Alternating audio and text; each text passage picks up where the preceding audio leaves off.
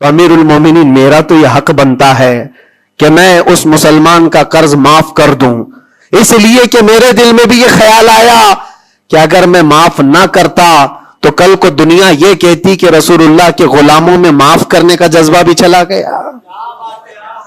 یہ ہے پورا دین، یہ ہے پورا دین، ایک دوسرے کو معاف کرنے کا جذبہ، ایک دوسرے کی مدد کرنے کا جذبہ اور وعدے کو مکمل کرنے کا جذبہ، یہ کل ملا کر کے دین بنتا ہے۔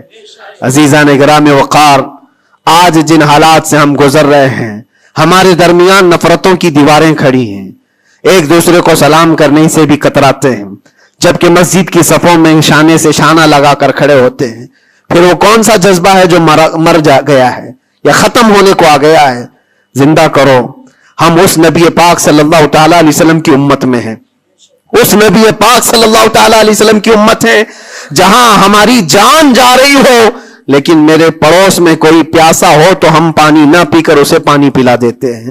ہماری یہ تاریخ رہی ہے کہ نہیں رہی ہے؟ صحابہ اکرام کی یہ تاریخ ہے۔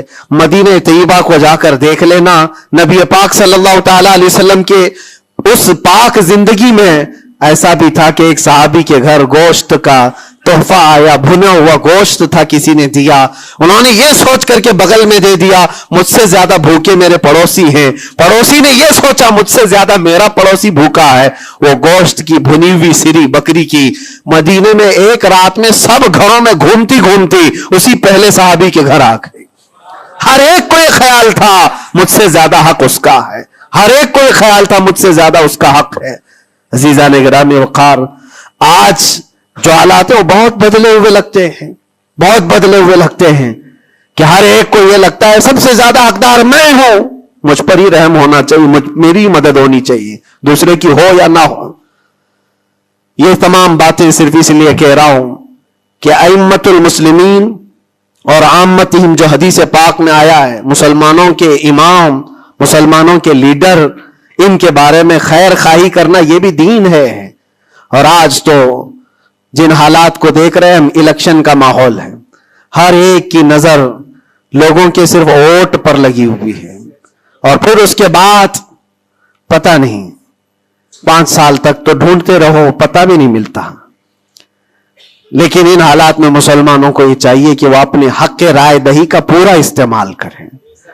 تمہارے کچھ حقوق ہوتے ہیں، تمہارے بھی کچھ مطالبے ہونے چاہیے۔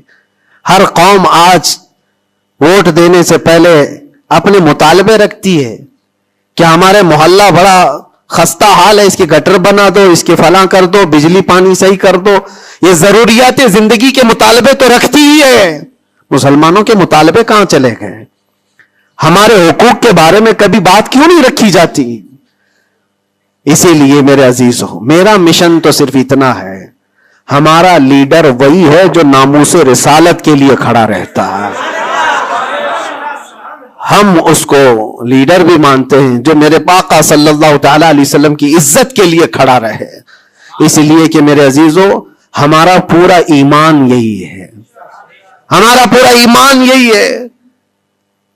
اور آپ کو پتا ہے محمد کی محبت دین حق کی شرط اول ہے، اسی میں ہو اگر خامی تو سب کچھ نامکمل ہے۔ اور اگر تم نبی پاک صلی اللہ تعالیٰ علیہ وسلم کی محبت اور ان کی عظمت کے لیے کھڑے ہو گئے تو دنیا یوں ہی سنور جائے گی۔ آپ کو پتا ہے ڈاکٹر اقبال نے کیا ایک بہت پیارا حل دیا تھا ہمیں، بہت پیارا حل ہے۔ مسائل تو بہت ہیں، ہم بھی چاہتے ہیں ہمارے لیڈروں کے پاس رکھیں، ہماری ایجوکیشن کے مسائل ہیں، ہمارے گھر بار کے، ڈرینیج کے، روڈ کے، لائٹ کے، پانی کے، بہت سارے مسائل ہیں۔ اس کے علاوہ غربت کے مسائل، جاب لیس نوجوانوں کے مسائل، بہت ساری چیزیں، کیا کیا مسئلے رکھے۔ اور پھر قوم کے اندر جو خرابیاں آئی ہیں وہ تو ایک پہاڑ کے برابر ہیں، ہر دوسرا تیسرا نشے کا عادی ہے، ہر دوسرا تیسرا اخلاق سے گرا ہوا ہے۔ یہ تمام معاملات، عورتوں میں بے حیائی، نوجوانوں میں نشہ کی عادت، یہ تمام چیزیں دیکھ دیکھ کر ہم سوچتے ہیں کن کن مسئلوں پر بات کریں اور کس کس چیز کا علاج کرنے کے لیے نکلیں۔ تو ڈاکٹر اقبال نے ایک بات بتائی تھی، وہ دنیا گھوم کر کے آئے ہوئے انسان تھے، وہ پیرس گئے، اٹلی گئے، جرمن گئے، اور وہاں کے قوموں کی ترقیاں بھی دیکھی، اور اس کے بعد واپس آ کر کے کہا میں نے اپنی قوم اور حضور کی امت کی ترقی کو بہت گہرائی سے دیکھا. 8-10 سال کا ریسرچ کیا. میں نے معلوم کیا کون سی فیلڈ میں اپنے نوجوانوں کو اتارا جائے تو یہ کامیاب ہوں گے, کون سا ایسا میدان ہے جس میں مسلمانوں کو جمع کر دیا جائے تو یہ ترقی میں آ جائیں گے. سائنس ہے, فزکس ہے, جغرافی ہے, اسٹرونومی ہے, بہت ساری چیزیں ہیں. کس چیز میں اتارا جائے؟ تو ڈاکٹر اقبال کہتے ہیں میں نے بہت غور و فکر کیا, آخر کار اس نتیجے پر پہنچا کہ اس امت کی کامیابی کا صرف ایک ہی نقطہ ہے, ایک ہی راز ہے کہ محمد سے وفا تو نے, تو ہم تیرے ہیں. یہ جہاں چیز ہے کیا, لوح و قلم تیرے ہیں, لوح و قلم تیرے ہیں. ہر مسئلے کا حل اس بات پر ہے. اسی لیے میں فوکس کرتا ہوں میرے عزیزو, نبی پاک صلی اللہ تعالی علیہ وسلم کی عزت کی حفاظت کے لیے جو کھڑا ہوتا ہے, اللہ تعالیٰ اس کے سارے مسائل کو یوں حل کر دیتا ہے. اسی لیے آیت کریمہ بھی میں نے یہ پڑھی, ان ینصرکم اللہ فلا غالب لکم. اللہ فرماتا ہے اگر اللہ تمہاری مدد کر دے تو دنیا میں سے کوئی ایسا نہیں جو تم پر غلبہ حاصل کر سکے. کوئی غالب نہیں آ سکتا اگر اللہ مدد کر دیا. وَإِن يَخْذُلْكُمْ فَمَنْ ذَا الَّذِي يَنْصُرُكُمْ مِنْ بَعْدِهِ. اللہ فرماتا اور اگر اللہ گرا دے تو دنیا کی کوئی طاقت تمہاری مدد نہیں کر سکتی, کوئی طاقت مدد نہیں کر سکتی. ایک بات, بہت ساری چیزیں ہم نے سیکھی ہیں. جیل کے اندر کے حالات انشاءاللہ کبھی طویل داستان پوری میں بیان کروں گا, لیکن ایک بندے کو دیکھا تھا, اس کے گھر والے بھی چھوڑ چکے سب, اس کو چھوٹا سا ایک کیس ہے لیکن جیل کے اندر اس کی ضمانت ہوتی نہیں. گھر والے کرانا چاہے تو ہو جائے 4 دن 5 دن میں, لیکن کوئی چاہتا نہیں. تھوڑا سا مانسک سنتولن بگڑتا چلا گیا, دماغی توازن کھونے لگا. ہوتا کیا تھا سنو, وہ ایک نارمل نوجوان تھا اور مہینہ گزر جاتا کوئی ملاقات کے لیے بھی نہیں آتا گھر والا, تو جیل میں ہنگامہ کرنے لگ جاتا, مار توڑ, اور پھر نہ جانے کیسی کیسی حرکتیں. تو جیلر پریشان ہو کر کے اس کے گھر فون لگاتا, اس کے باپ کو کہتا کہ بھائی تم اپنے بیٹے سے ایک بار ملنے تو آ جاؤ, وہ ہنگامہ کر کے رکھا ہے, کبھی ملاقات بھی نہیں لیتے ہو. اس کا باپ آیا, آ کر کے ملاقات لیا اور بیٹے نے پوچھا کہ کب چھوٹ رہا ہوں میں, کب نکلوں گا میں. کہا بیٹا اس منڈے کو جو ہے تمہاری ضمانت ہو جائے گی, یہ منڈے کو رکھا ہے, ہو جائے گی. کہا اچھا ٹھیک ہے. اتنا خوشی خوشی سب قیدیوں سے ملنے کے لیے آتا بیرک میں, یہ منڈے تو میرا ہو گیا, میں جا رہا ہوں, میرے باپ نے کہا ہے. منڈے آتا, ٹیوزڈے آتا, وینسڈے آتا, سب چلا جاتا, ختم. پھر 10-15 دن گزر جاتے, باپ بھی نہیں آتا, بھائی بھی نہیں آتا, اور پھر مہینہ گزرنے کو آتا, پھر اس کا دماغی توازن بگڑنے لگتا, پھر ہنگامہ کرتا, پھر جیلر فون کر کے بلاتا باپ سے کہ ملنے کیوں نہیں آتے ہو. باپ آتا, بیٹا کوئی بات نہیں, کچھ مسائل میں گھرے ہوئے ہیں, ہو سکتا ہے جان بوجھ کر کے اس کے گھر والے کر رہے ہوں. کچھ لوگوں کو زبردستی جیل میں رکھا جاتا ہے, گھر والے ہی رکھتے ہیں. باہر سے اچھا ہے یہاں کھاتے پیتے آرام سے رہو, دوسروں کی زندگی اجیرن کرنے سے بہتر ہے کہ یہاں رہو. دوسری بار آیا, کہا ابا کب چھوٹ رہا ہوں میں. کہا بس اس منڈے کو رکھا ہے, وکیل جو ہے ملا نہیں تھا, اس منڈے کو تمہاری ضمانت ہو جائے گی. پکی بات لے کر کے آتا پھر, اور یہاں پر بالکل عیش موج مستی میں کہ اس منڈے تو جا رہا ہوں میں. دوسرا منڈے آیا, اس کے بعد پھر چلا گیا. ایسا 4 بار ہوا, اور سب قیدیوں میں بات مشہور تھی کہ یہ منڈے کو جانے والا ہے, اور سب اس کو چھیڑتے تھے. جب کبھی اس کی ملاقات آتی تو کہتے منڈے کو جا رہا ہے نا. یہ بات مذاق کے طور پر چلتی رہتی تھی, لیکن کسی کے ساتھ ہم مذاق کرتے ہیں, یہ نارمل لائف ہوتی ہے. لیکن اس لڑکے کے متعلق میں نے ایک بات سیکھی, 4-5 مرتبہ ہوگی بات ہے. وہ ملاقات لے کر کے واپس آ رہا تھا, ابھی اس نے کچھ کہا ہی نہیں, ساری بیرک میں سب بولنے لگ گئے کہ منڈے کو ہے نا تیری ضمانت. تو اتنا چڑ گیا, کیا پتا اس کو بہت ہرٹ ہوا, تکلیف ہوئی.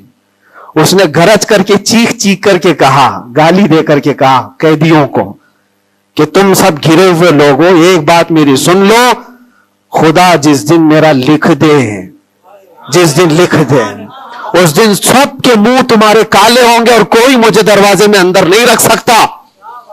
جس دن میرے چھوٹنے کا وہاں سے آ جائے پروانہ لکھا ہوا کہ یہ دن یہ بندہ چھوٹنے والا ہے, اس کے بعد وہ کہتا ہے مجھے یہاں کا پرائم منسٹر بھی نہیں روک سکتا.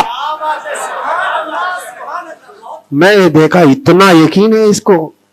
ایک تو اپنے باپ سے ہر بار سنتا تھا اس بار ضمانت ہو جائے گی، اس بار ضمانت ہو جائے گی، اور حقیقت میں میرے عزیزو یہ جمعرات کا دن تھا جب وہ اپنے باپ سے ملاقات کر کے آیا تھا اور اس کو تانا مارا جا رہا تھا منڈے کو جا رہا ہے. تب اس نے کہا تھا جس منڈے کو بھی میرا رب لکھ دے، جس دن بھی لکھ دے کہ اس کو اس دن یہاں سے نکلنا ہے، پوری طاقتیں مل کر کے بھی مجھے دروازے کے اندر نہیں رکھ سکتی.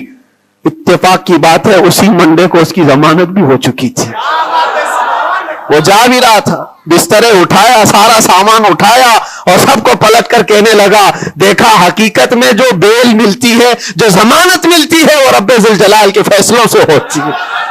یہ یقین اور توکل کی بات میں عرض کر رہا ہوں. عزیزان گرامی وقار، بہت سارے ایسے مسائل ہیں، اسی لیے میں آپ سے کہتا ہوں اگر اللہ مدد کر دے تو کوئی غالب نہیں آ سکتا، اور اگر اللہ تعالیٰ گرا دے تو پھر کوئی مدد بھی نہیں کر سکتا.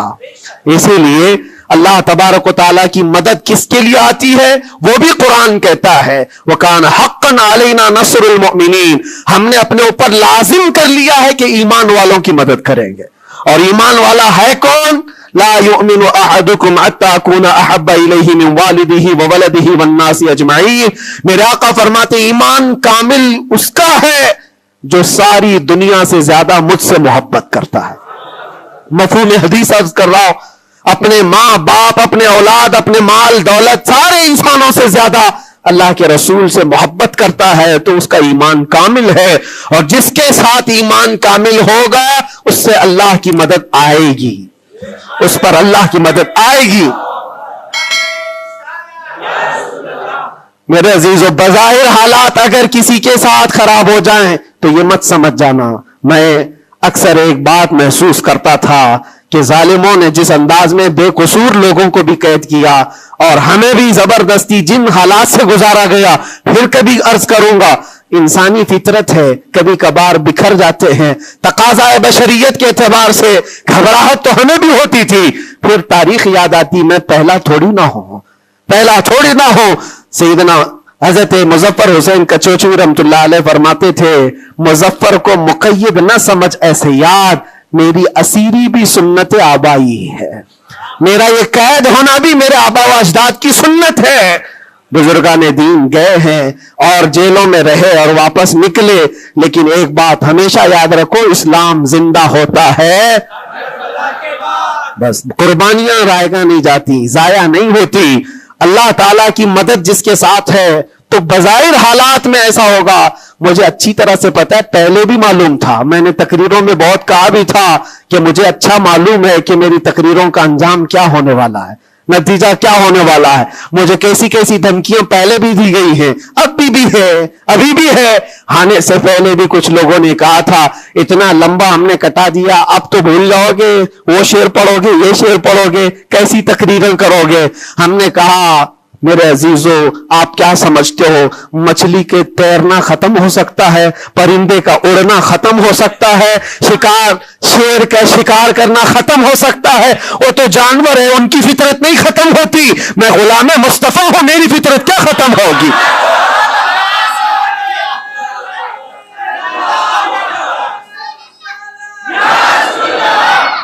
میں غلام مصطفیٰ ہوں، حق بات بولنا میری فطرت ہے اور ہم اپنی فطرت سے بغاوت نہیں کرتے.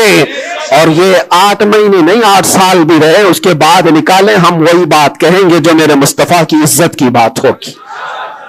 عزیزان گرامی وقار، حالات بظاہر کچھ دنوں کے لیے ہوتے ہیں. امام احمد بن حنبل پر تو 1500 کے قریب نہیں 300 کے قریب کوڑے لگائے گئے تھے. 300 کوڑے کس کو کہتے ہیں؟ انسان مر جاتا ہے. وہ امام احمد بن حنبل 5 لاکھ حدیثوں کے حافظ، لیکن جمے رہے، ڈٹے رہے. نہ کبھی ان کا عزم ختم ہوا، نہ حوصلہ ختم ہوا. ائمہ اعظام کو یہ تمام چیزیں گزرنی پڑی ہیں. امام اعظم ابو حنیفہ رحمۃ اللہ تعالی علیہ جیل میں تو انتقال ہو گیا، اس امام کی جس کو کروڑوں آج فالو کرتے ہیں. عزیزان گرامی وقار، ایک بات یہ سمجھ کر کے چلو، مصیبتیں آئیں گی لیکن اللہ کی مدد بھی آئے گی. ہر اندھیرے کے بعد اجالا ہوتا ہے۔ ان مع العسر یسرا، اللہ قرآن میں فرماتا ہے ہر تکلیف کے بعد آسانی ہے، ہر تکلیف کے بعد آسانی ہے۔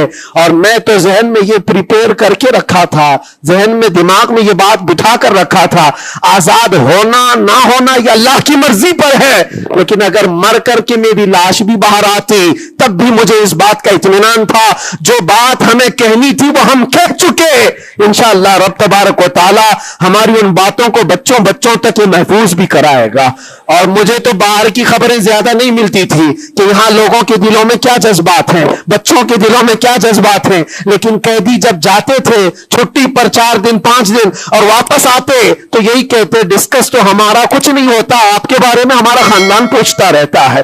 جیل میں آپ ہیں، فون کرو تو لوگ ہمارے متعلق پوچھتے رہتے۔ پھر دل میں یہ احساس ہوتا تھا، اور جیل میں بھی دیکھتا ایک ایسا بھی لڑکا تھا چین سنیپر، چین کھینچتا اور چوری کرتا واپس آتا، لیکن ایسا ڈھیٹ آدمی تھا، ایسا ڈھیٹ، میدان میں کھڑے ہو جائے، سارے قیدیوں کے سامنے کھڑے ہو جائے اور پھر ہر دن ایک بات اتنی بول کر کے ہی جاتا، صرف اتنی بول کر کے جانا، اس کی عادت سی ہو گئی تھی۔ ہم دیکھتے رہے، باہر بھی یہی منظر ہے، اندر بھی یہی منظر ہے۔ تم کسی کی زبان کو بند کرنا چاہو، ختم کرنا چاہو تو ایسا نہیں ہوتا۔ اللہ تبارک و تعالیٰ جس چیز کو چاہے ہر جگہ پھیلا دیتا ہے۔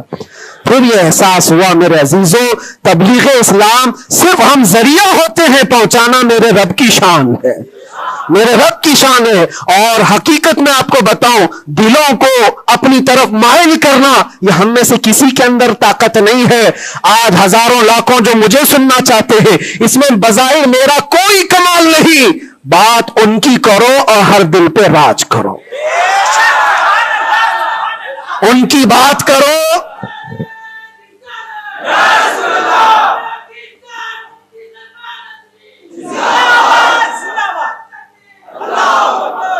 اسی لیے آج کے حالات میں آخری باتیں عرض کر رہا ہوں، میں معذرت چاہتا ہوں آج تھوڑا سا وقت زیادہ ہوا ہے، اس لیے کہ یہ ہماری مسجد ہے اور ہمارے اوپر کوئی یہاں پابندی نہیں ہے۔